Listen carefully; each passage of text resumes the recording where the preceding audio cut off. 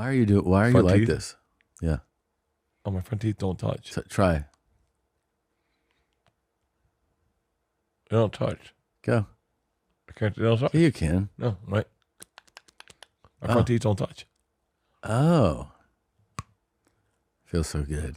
I was fucking Leanne the other night. Yeah. And I said, and I was like, and I fucking threw a breaker in. And she goes, what did you just do? And I said, I put a breaker in. Yeah. Made it come. Oh, Jesus. Okay, I will never be able to express to all of you watching this right now just how far gone these guys are. You know how you watch a podcast over several years and it starts small, you get in at the ground level, and then slowly it picks up momentum, people start catching on, the production value improves, and the content just gets better and better. Tom and Bert are pretty much the exact opposite of that. Just when you think they've hit rock bottom, they reach a new low, and you can always tell from the comment section. This whole podcast has turned into advertisements for addictions. Imagine taking advice from Bart on substances and addiction. How has Bert got so far in life while being so delusional? Just one complaint, not enough ads in this one. I love the idea of having a thing. We get it, you love drinking and nicotine packs. 2 bears, 1 infomercial with commercials and ad breaks. World record for how many adverts in one podcast. Nothing better than watching an entire fan base slowly turn on these guys. Now let me give you some context. I made a video back in January titled The Podcast Scam You Didn't Know About, and in that video I showed how guys like Rogan, Schultz, Tom and Bert, Theo Von, the Nelk Boys, Tucker Carlson were all promoting Zyn nicotine pouches without declaring them as a sponsor, and I raised the question as to whether or not there was a commercial relationship between those podcasters and Philip Morris International, the big tobacco company that owns Zyn. Now, shortly after I published that video, I received an email from Philip Morris International's Director of Communications saying that they have no relationship with any of the podcasters mentioned in my video. So I made a follow-up video where I broke down the email and exposed more issues, but within 20 minutes I had to take it down and it's never been seen since. I had to get my lawyer involved, but we weren't able to come to a resolution. So I finally decided to republish that video on Patreon where I explain why it was taken down and why I decided to start a Patreon account. So you can go and check that out via the link below if you're interested. I'll talk more about this at the very end of the video for those of you who want to sign up. But if this video gets taken down, I'll put it up on Patreon immediately. I've taken a lot more care with my wording here, so hopefully it stays up. However, after this episode of 2 Bears, 1 Cave, I have a better understanding of exactly what's going on here, so let me take you through it step by step. This was the opening 60 seconds of the podcast without their intro sting, which I cut out. We are back. I got to tell you, there's this thing that happened over the last few months, which is that everybody has discovered the wonder of just nicotine straight to the system. Let me tell you, I didn't know where you're going with this. If I could invest in anything, and we just know we launched a vodka. Yeah. I wish we had put it in big tobacco. Well, no, nicotine. Is it not the same? No, because there's no tobacco. Nicotine is the chemical that you traditionally had when you smoked or did tobacco in any way. What window liquors do these guys look like now? Yeah. That they were selling cancer when you could just get it clean. I fucking love it. Here's the thing.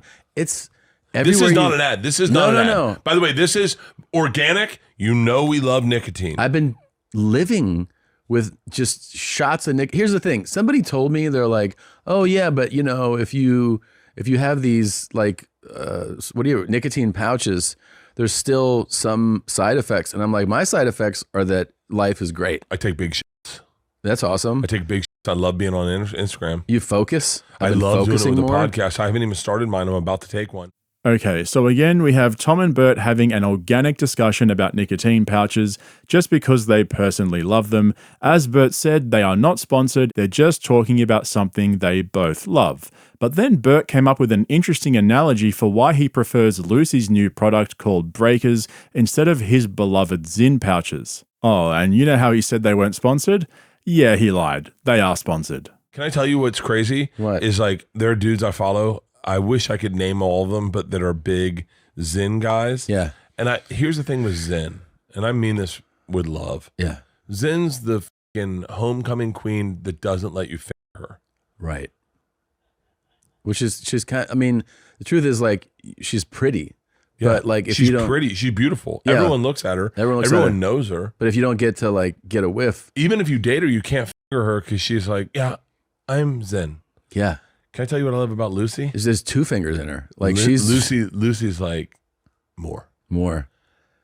And by the way, this might be a sponsor because they sent us this fucking box. Yeah. And this box made my dick harder than anything in the world. I know, because there's so many flavors, and these geniuses came up with the breakers. Okay, so a couple of things to point out here. The first thing is this whole discussion was the beginning of the podcast. It was the very first segment, so including the ad reads at the beginning and the whole first segment itself, they still haven't started the actual podcast. It's all still promotion at this point. The second thing is, and I've covered this before, if a company sends you a box of their product, that is classified as a sponsorship, and you have to declare it in the video, in the description, and anytime you mention the product in the podcast. So Bert did mention that they received the box from Lucy, which is at least a start. But there's an even bigger problem here, and this is the important part that most people don't know about. 10 days ago, the FDA issued 119 warning letters and filed 41 civil money penalty complaints against retailers who were selling Zyn nicotine products between October 2023 and February 2024, as well as issuing warning letters to 3 online retailers for selling unauthorized Zyn nicotine pouches. See, even though nicotine pouches don't contain any tobacco products in them, they're still classified as tobacco product by the FDA and therefore regulated as such. Now, listen to this, straight from the FDA, word for word. It is illegal for a retailer to sell any tobacco product, including cigarettes, e-cigarettes, cigars, and nicotine pouches, to anyone under 21. This federal minimum age of sale applies to all retail establishments and persons with no exceptions. In order for a new tobacco product to be legally marketed in the US, it must receive authorization from FDA. To date, FDA has authorized 4 oral tobacco products that have met the necessary standard. As of April 2024, the FDA has not authorized any Zyn product for sale in the United States. Let me give you that last bit again. As of April 24, the FDA has not authorized any Zyn product for sale in the US. Okay, so which 4 nicotine pouches has the FDA authorized for sale in the US? Verve Discs Blue Mint, Green Mint, Verve Chews Blue Mint, and Green Mint. So, no Zyns, no Rogues, and no Lucys, only Verve. And who owns Verve? Altria does, who bought them in 2019 from a Swiss tobacco company, and that's the same company that owns Philip Morris International, which owns Zyn. Now, let me just clarify this so I don't get a bunch of letters from all these companies. This doesn't mean that it's illegal to sell nicotine patches in the US. That's not what the FDA is saying. What they are saying is it's illegal to sell those products to people under 21, and if you want to market these products in any way, then you must have FDA authorization. So, I'm not suggesting that any of these companies are doing anything illegal. As for Tom and Bert, though, that's a different question. I was fucking Leanne the other night. Yeah. And I said, and I was like, and I fucking threw a breaker in. In the middle of I call them sex? breakers. I just call them breakers. Well, it says breakers on it. Yeah, and I don't even call them Lucy's. I call them breakers. Yeah. And she goes, what did you just do? And I said, I put a breaker in. Yeah. I'm ready to come. Oh, Jesus. Can I tell you what I also love about Lucy? Once again, not a sponsor, kind of a sponsor. I'm sure after they hear this, they're going to be a sponsor. That's the best feeling. I break it in my back teeth. I've You never do? broken it in my front teeth. Oh, the front teeth is such the move. All right. Kind of reminds me of nail biting, which is such a thrill. They have a Spinal Tap thing about them where they're like, we go to 11. The other thing that these motherfuckers do is they give you a fucking like trash bin. Yeah. None of the other guys do that. Can I tell you what I miss about Zyns? What? Is all the secret places I put them when I'm done. What do you mean? Oh, underneath this table. Oh God! You just It's trash them there? littered with Zyns. My Ugh. favorite thing to do is. Can you make note of that, please? One of my favorite things to do is I put them in the side of a couch. I put them anywhere. Like when I'm done, I just want to hide them. All right, Bert, you are so gross, dude. I can't believe Tom didn't realize that Bert's been sticking Zins under the desk this whole time. But in the eyes of the FDA, what Tom and Bert are doing is the same as promoting cigarettes, which is illegal. Like I said, nicotine pouches are classified as tobacco products by the FDA. Now, I've shown you guys several times how Andrew Schultz was forcing DJ academics to try a Zin and then lied to him by saying they're not addictive, which is completely false. But Bert took that narrative to a whole new level, and this, in my opinion, is 100% illegal. I love that in the instructions of how to do you it. You feel it hit your bloodstream, and then you're like, okay, yeah, no, I'm ready. I love having an addiction. Yeah.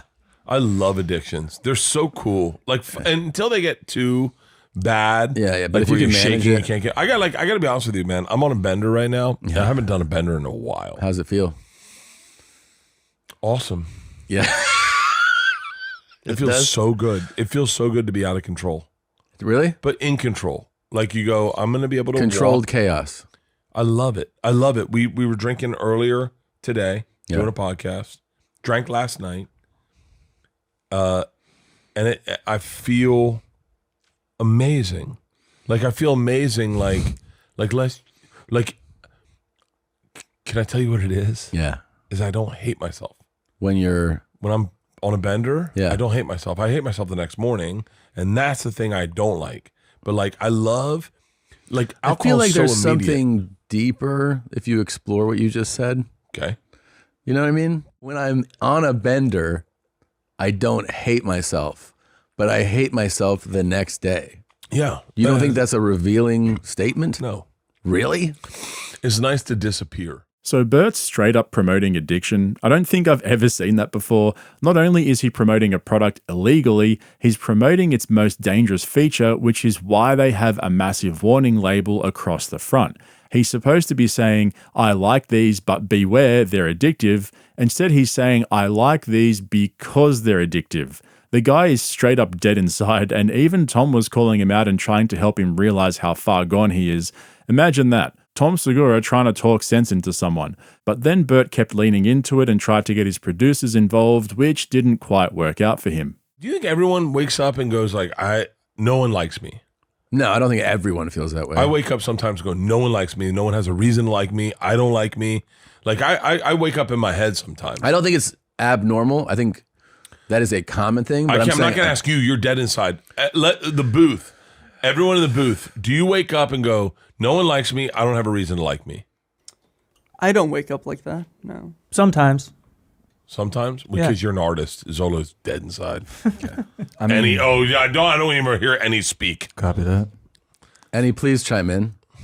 I mean, I was just gonna say, yeah. I mean, I do, but it's not any different than like when I go to bed or any other time. Yeah, I just feel like that. But that's not like a bad thing to me. I just feel. Do you it's feel normal. like? Do you ever feel like you're wasting your life?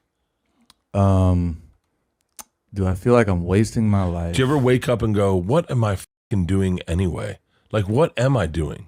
Because I feel like that sometimes. And that's one of the reasons, one of the things that alcohol cures is you go, hey, man, it's all good. It really takes the fucking hum out of the fucking But wait speakers. a minute. Don't you feel like that is just a fleeting thing that alcohol is providing in that moment? Yeah. Because it doesn't actually cure. No, it doesn't cure it, but it feels so good. Oh, okay. So it's like It feels so good. The Band-Aid feels good. Listen, Annie, I didn't hear your answer. I'm so sorry. I don't like interrupting people. Go ahead. No, that's good, man. I was gonna say, I only know what I'm doing because I'm trying to buy my mom a house at some point. So that's really my goal in my life. So the closer I get to that, then that's where I'm at. But if as soon as I do that, Cool. I mean, what the am I doing after that? I don't How much know. money do you need to let's start a GoFundMe for your mom's No. house? don't do No, that. we No. will not do I don't that. want that. No. So I'm going to end up having to pay for it. I know how fucking charities work. But that's an awesome goal to have. That's an awesome goal, Annie. And that's good good to have purpose. Thanks, And man. and I think sometimes if you have purpose, you can find the thing in your life. Of course, Bert had to make Annie's goal about himself. I'm going to end up paying for your mom's house. Everything always turns full circle back to Bert. And you could probably tell there that the producers are sick of Bert. We all know what happened with Nadav leaving YMH to do his own thing, which seems to be working out for him. But Bert is so delusional that his producers aren't afraid to call him out anymore. Like I keep saying, the whole Two Bears podcast is just dead now. I have a new bit I'm working on that I haven't figured out. I think you saw it. And it's like, if you're not challenging yourself to do something different, Yeah. what are you doing in life? I think this goes back to any buying a house for his mom. Okay. If you don't have a thing you're going for, this is like not a self-help podcast, but like find your thing you're going for. Yeah, you have to have goals, You know, challenges. You know my buddy Tom Hayslip? Do I know him? Yeah, Asian dude. Yeah. Makes all the movies. Yeah. I keep his name in because it's important for this story. I was like, I wish I could be more like you. And he really quickly assessed me and he said, your problem is you're spinning too many plates. You don't have any goals. You're just like, I want this. I want all of it. He goes, find your goals. He goes like, very quickly, he goes, I wanted a house in Atlanta because I was making a movie there. So I just thought, how do I get that house in Atlanta? I know I got to make this much money. I know how I make this much money. He goes, my goals are very simple. It's a beautiful thing in life is that if your life's a little more simple, like Tom, you can find your goals and achieve them and go, like Annie said, I want to buy a house for my mom. That's so beautiful. As opposed to someone like, I'm trying to think of a name, like Joe List, Mark Norman, or Sam Morrell, who want to be like movie stars, or I don't know what they want. You know what I mean? But like their goals sometimes can be way too big. Yeah. And then you can't focus on that goal because it's out of your reach. You can't like attain it. If you're a regular person and you can find small goals, they're attainable, and then your life gets so much happier. Well, yeah. I mean, what you're talking about is just having. What did I say? Well, Did I fuck up? I heard them laugh. go ahead. It's funny you're saying buying a house is a small goal. That's kind of huge to me, man. No, it's a big goal. It's a big goal, but it's not for everyone, right? Yeah, sure, no. No. But no, buying a house for your mom is a big goal. It's That's a second goal. Like that's like buying a house is a big goal. I remember how hard it was to buy a house. I remember thinking, how do people have houses? I remember going to people's houses and going, how did you get a house? Yeah. This is crazy. For us, it happens different. You have to realize we're talking in a rarefied air of like all of a sudden one day we make money. You don't make no money, and then one day you make money, and then all of a sudden you're like, oh, I can buy a house now. Yeah. So like it's hard for us to relate to like the everyday earning a paycheck because we don't have that. We make $500 as a host for a weekend, Yeah. $700 as a feature, $1,500 as a headliner, and then one day you pop and you make $1 million, and you're like, I guess I can buy a house. Right. Like I don't understand. I never understood how anyone bought a house. Like that blew me away. Can someone honestly explain to me exactly what the actual fuck Bert was talking about there? Seriously, the guy's on another planet. He's never had to pay for anything in his life. For those of you who don't know, Bert's dad owned his own successful law firm, which is why he was able to put Bert through college for 7 years. And not only that, his wife Leanne used to get free rent in the apartment building above the place that she used to work at when they first got married. And why on earth is he talking about setting goals to buy houses? I thought this was a comedy podcast. I think I have purpose, but I just know that like, I know that this is the fucked up thing, and I hope this lands with everyone, but like the joy of sobriety takes a minute. It's not immediate. Like if I quit drinking tonight, like I have to quit drinking tonight. Will be my last drink when we get on the bus for the week, probably for 2 weeks. I won't drink for 2 weeks. Okay. I know for a fact the joy doesn't show up tomorrow. I got to wait for it. The joy? Yeah. How long does it take to show up? 2 days. Oh. 2 But days. then- I need a second day, and I will be smoking weed. But But does But it's not sober. Like I I'm know. not fucking stupid. right. But don't you ever feel like the way you say things, it's like, doesn't any of this register in your brain what you're saying? Like, doesn't it? No. I think that's what's beautiful about me is I don't think before I speak. No, I don't mean to think before you speak. I just mean I'm listen going to for what you're another saying. 4 milligrams. Yeah, do it. I love. But don't you feel nicotine. like going, why don't I extend this joy? No, I have. Yeah. But I like the spark. Yeah, the spark. Yeah, it's obvious that Tom's had enough. He can tell that Bert's going too far now and it's affecting their numbers. Like I said at the beginning, all you have to do is read the comment section to see how many people are just hate watching at this point. And by the end, Bert was pretty trashed from all the porosos he had been drinking throughout the episode. He also mentioned they'd recorded another podcast earlier that day because, as most of you will now know, they bank episodes and release them slowly. That's why Tom's wearing that same yellow shirt in so many episodes and they have nothing to talk about. But that didn't stop Bert from trying to cry. And just like when he tried to crap himself on camera that time, he just couldn't quite get it out. And I was a bad dad. I was a bad dad. You were a bad dad? Yeah. What do you mean? I was a bad dad. I was obsessed with baseball and softball. And my daughters had beautiful swings. Beautiful swings. Beautiful swings. They had beautiful swings. Yeah. And Georgia quit softball.